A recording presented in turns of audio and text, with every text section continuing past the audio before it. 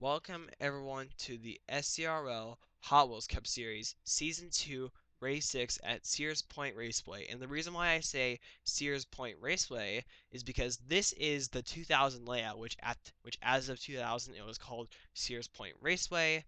Now it is now called Sonoma. But but other than a name change and a previous year, there are uh, differences in the layout, such as two of the heavy braking but great opportunity to pass corners, turns 4 and 7, are not as like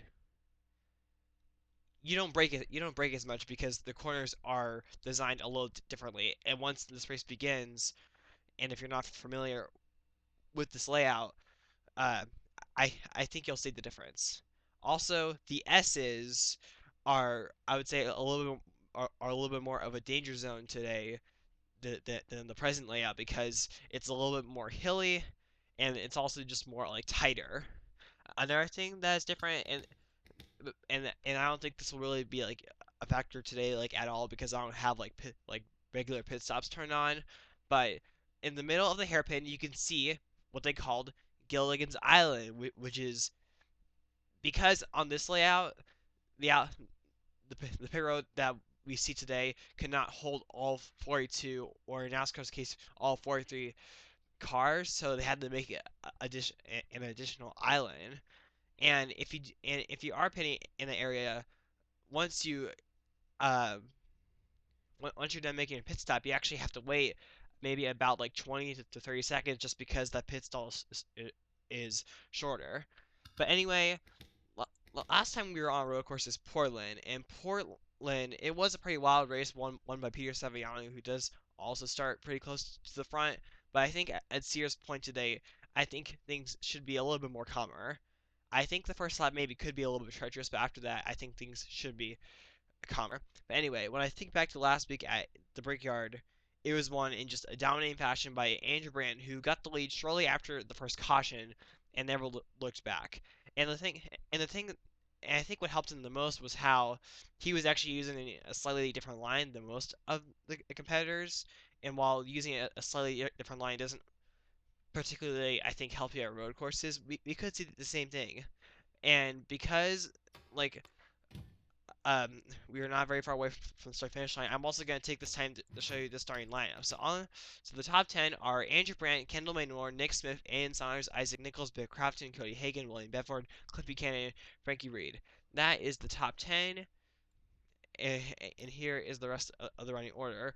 Johnny Mills had a really horrible qualifying session, so he's going to start dead last, and he is the points leader entering this race by just 11 points over Andrew Gorman.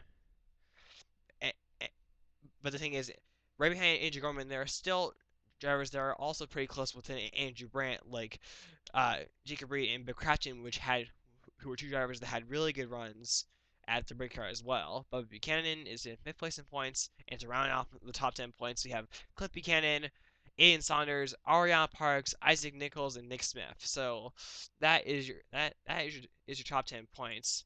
A season ago, at on the Sonoma layout, Charles Belding won that race in dominating fashion. So maybe if he can get his way up front, he could be a factor. But at road courses, it's just always hard to pass and make up ground. But anyway, now let's get the cars rolling off.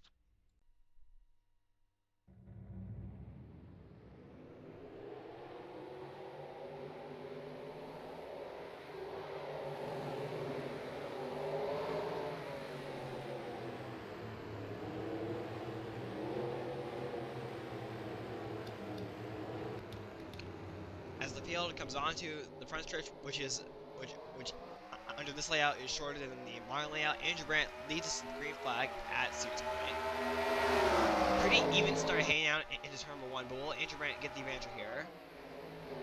I don't know if this is true or not, but it kind of feels like that this layout is a little bit more tighter than the modern layout. But anyway, Andrew Brandt just pulls out ahead, and now Nick Smith goes into second place. And here we now go through turn number 7, and now onto the S's. These S's, I think, are going to be the tricky spots throughout the entire day. And let's see if anyone has any trouble. Oh my gosh, we have a crash behind them!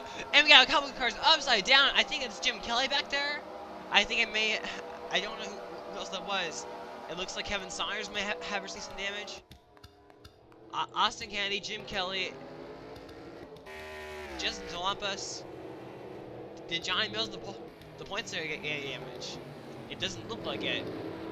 But Johnny Mills, Lisa Gonzalez, Austin Kennedy, Jim Kelly. And just, wow. And I was just saying how SS could definitely be the tricky spot of the day, and I was proved to be correct. But anyway, now let's show you an instant replay of what appears to be a very wild crash. There were two separate incidents happening, I believe, in the exact same corner. So right here, when you go through the S's, in one corner, one driver might have the advantage, the other corner, the other driver might have the advantage here. And that's what we saw here. Justin Talampas had a huge run through that corner, hits Austin Kennedy, and Austin Kennedy just comes right back in front of Justin Talampas, and both hit the tire barriers. But behind them, I think you might have seen Jim Kelly get tapped here, and everyone else does an amazing job to avoid Justin Talampas. But what happened with Jim Kelly was that Jim Kelly and Lisa Gonzalez, it was actually the corner behind Justin Talampas and Austin Kennedy here. Both of them hooker here, and both of them here. Once they go onto the tail, they are hopeless. Both go into the fence pretty hard here, and both take a couple of barrel rolls. And so for both of these drivers, Jim Kelly, who's been solid the past couple weeks, is going to get another poor finish. This is not going to help him at all. And Lisa Gonzalez's terrible season just simply continues. But anyway, now let's go on board someone. Cameron Garlington hasn't really had that great of a season, but I have to say, this was a pretty great wreck avoidance, especially for a road course.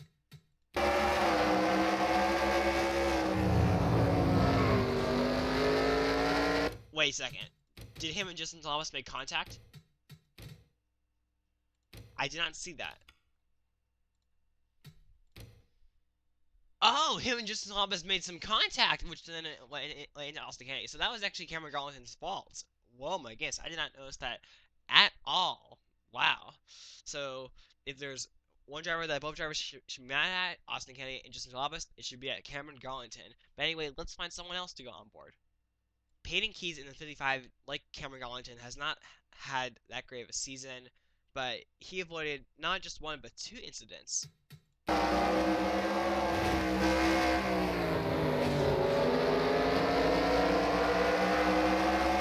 I think most people saw us coming. Lisa Gonzalez, Jim Kelly, and Austin Kennedy are now out of the race, leaving Justin Talampas the last driver on the lead lap, but Justin Talampas had to make a pit stop, so he will start. He will be the last driver on the lead lap, and I think he will pretty much have a slower car. But at real courses, lap traffic is really not really much of an issue. But anyway, when I look at like the drivers inside the top 5, Andrew Brandt, Nick Smith, Isaac Nichols, Kendall Maynor, and Cody Hagan, there is definitely a mix of drivers that have not been running like that well all season, and drivers that have had a pretty solid season so far. Maybe some of them have gotten themselves into a bit of a slump, but otherwise, for the most part, pretty good. And Andrew Brandt really needs this run because the defending series champion has just not had. I don't know if he's even finished inside like the top 15 or top 10. So I think he just needs something to go his way. And this race is a great opportunity. But here comes Isaac Nichols in the 13, trying to get by Nick Smith. Nick Smith will have the advantage right here through this corner. But anyway, as we go through turn number 3, and now here we go, here we turn 4, and right there, that is like the main difference with turns 4 and turn 7.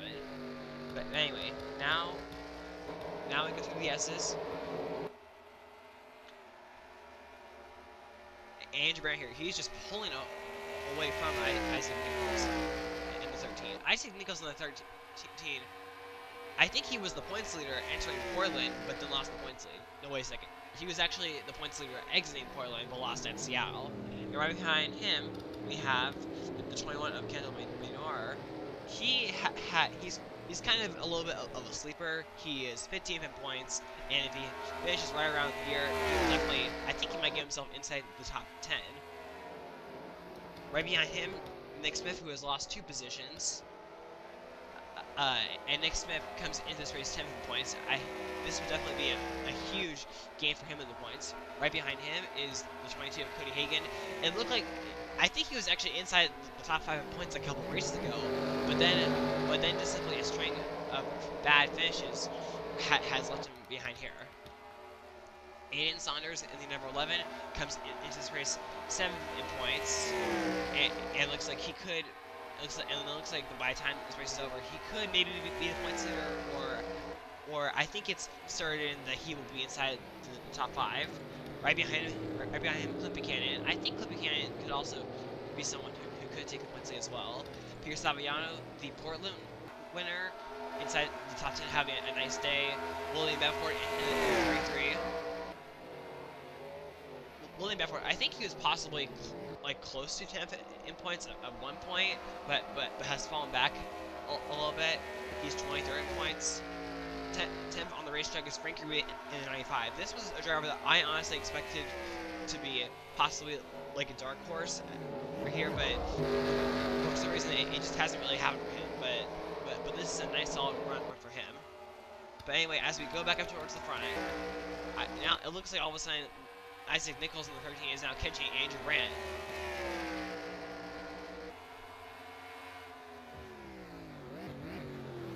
Anyway, as we go through the hairpin and now pass by Gilligan's Island, let's see if Isaac Nichols gained anything as they go by the start finish line.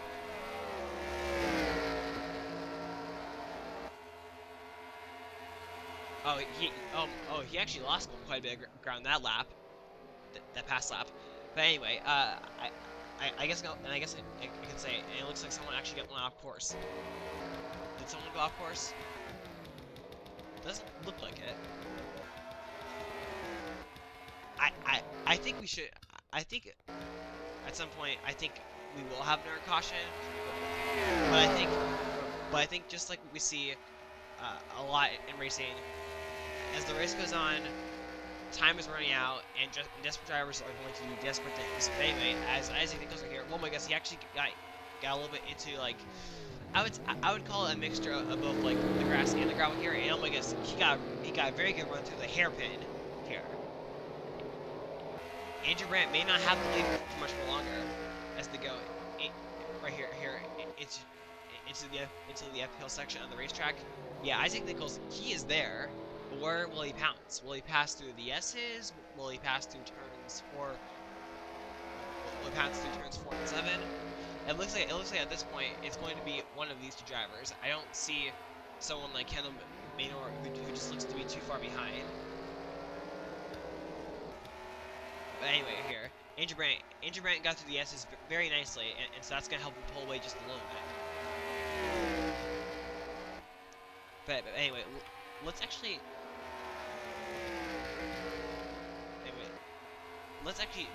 do this as a flyby. As you can see, most of the drivers are actually going below the curbing. But they at least have like 2 tires.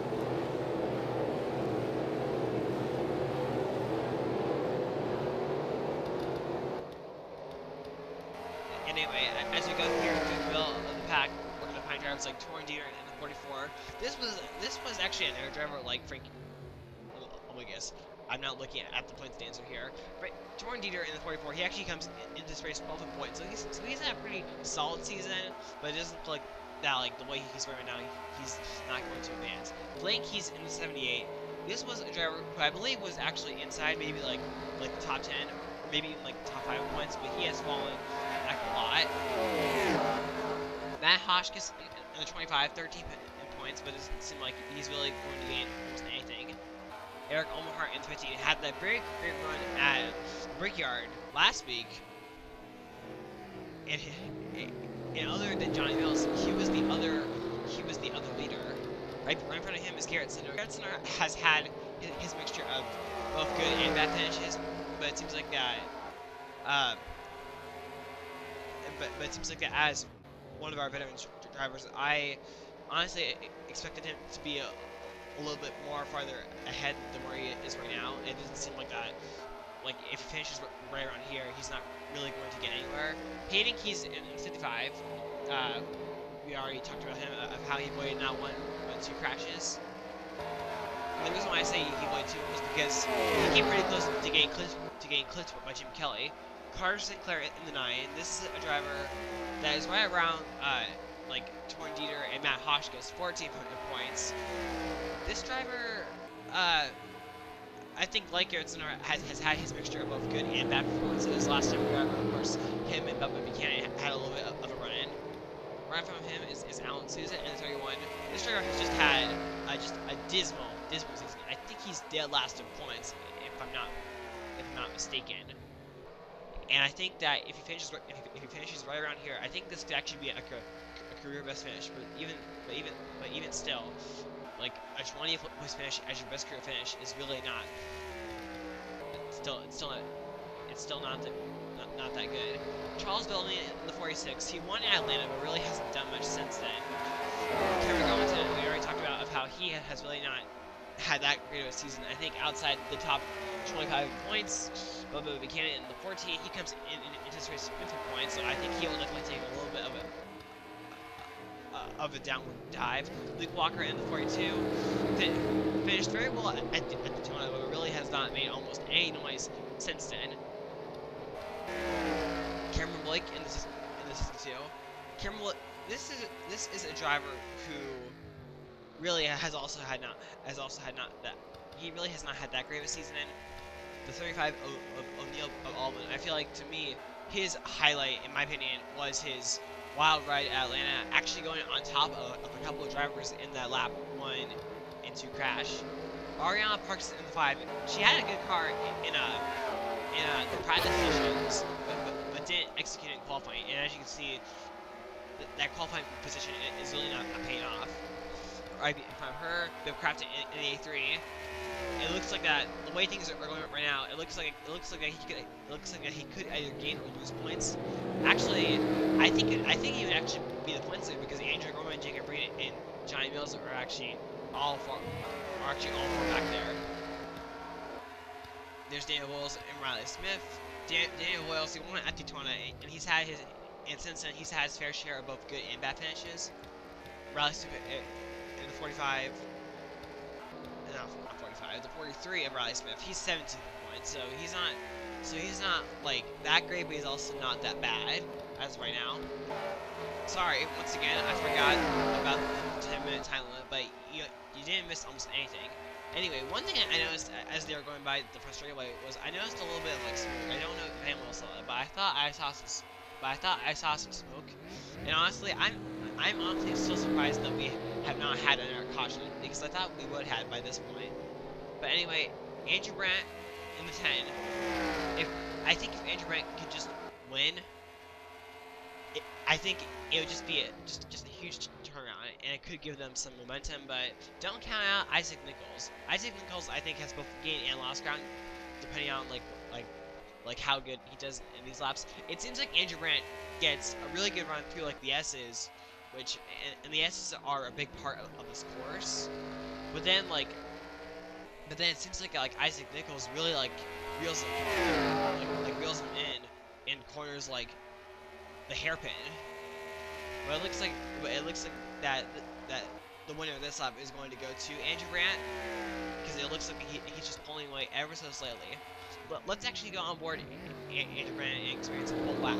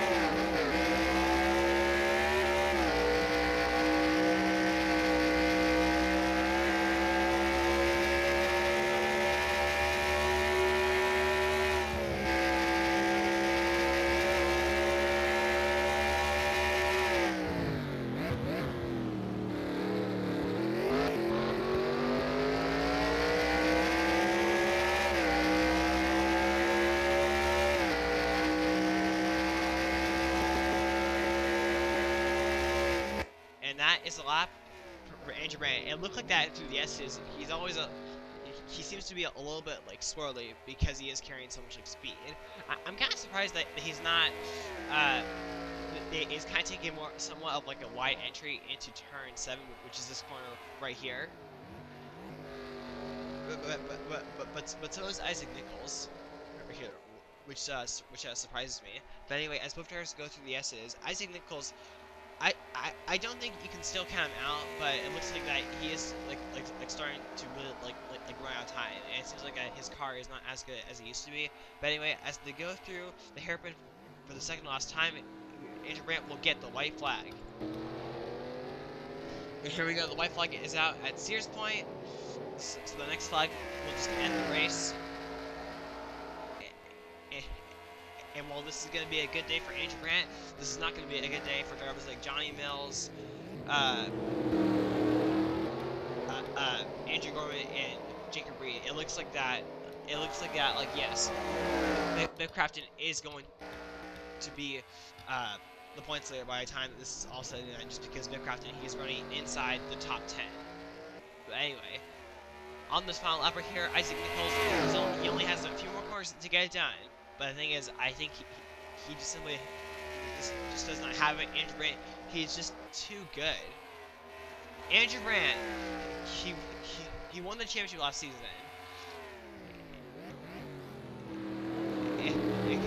But so far this season, it's just simply not been that great, or what I think many have expected. But coming out of the final corner, Andrew Brandt wins at Sears Point. So I gotta say, this was quite the interesting race. I felt like one of the reasons why I chose this track was because I don't think it's ever been used in an artistic online league before, unless I'm mistaken, or just don't know. So I decided to take the opportunity, and plus the thing is, I actually like this track more than the modern version of Sonoma. I think it's pretty cool to kind of go like back in time. But anyway, as the, as they now start cooling down, let's take a look at the finishing results. So our top 10 on the racetrack are Andrew Brandt, Isaac Nichols, Kendall Maynor, Nick Smith, Cody Hagan, Cliff Buchanan, Ian Saunders, William Beckford, Pierce Aviano, Frankie Reed. I think, and when I look at this top 10, I think the big winners are. I think Andrew Brandt is definitely, I think, the biggest winner of them all, just because Andrew Brandt has just not had that great of a season. Isaac Nichols, he's definitely going to gain. So is Cliff Buchanan and Ian Saunders. Those two drivers will definitely gain. But I think that, let's see. Actually, I think the points leader is actually going to be Cliff Buchanan and not Bick Crafton. But anyway, but no matter who's the points leader, drivers that won't be as high in points after today, Johnny Mills, Jacob Reed, and Andrew Gorman. These two drivers came in 1, 2, 3 in the points, and they all finished outside the top 30. Just did not go anywhere. And our only caution resulted in 3 DNFs: Austin Kennedy, Jim Kelly, and Lisa Gonzalez. And those are just 3 drivers that just cannot seem to get anything right consistently.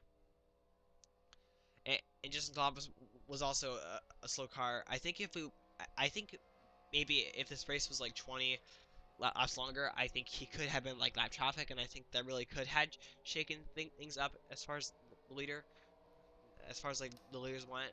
But anyway, next week, I'm trying to remember about next week. I know that the truck series goes to Nashville under the lights, and I think, oh my god, I really need to always look at the schedule before I do that.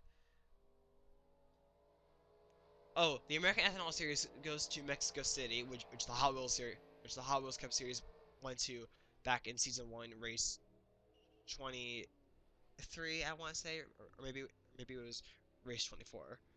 No, it was actually race. It was season 1, race 23 of the Hot Wheels Cup Series that they went to Mexico City, but now Mexico City is now going to host an American Ethanol Series race, and I think the Hot Wheels Cup Series goes to. Something tells me like Texas, but I just don't like really know. But anyway, I would like to thank everyone for watching this race, and Be sure to rate, comment, subscribe, and buy. Congrats to the defending series champion Andrew Brandt on your first career win of season 2.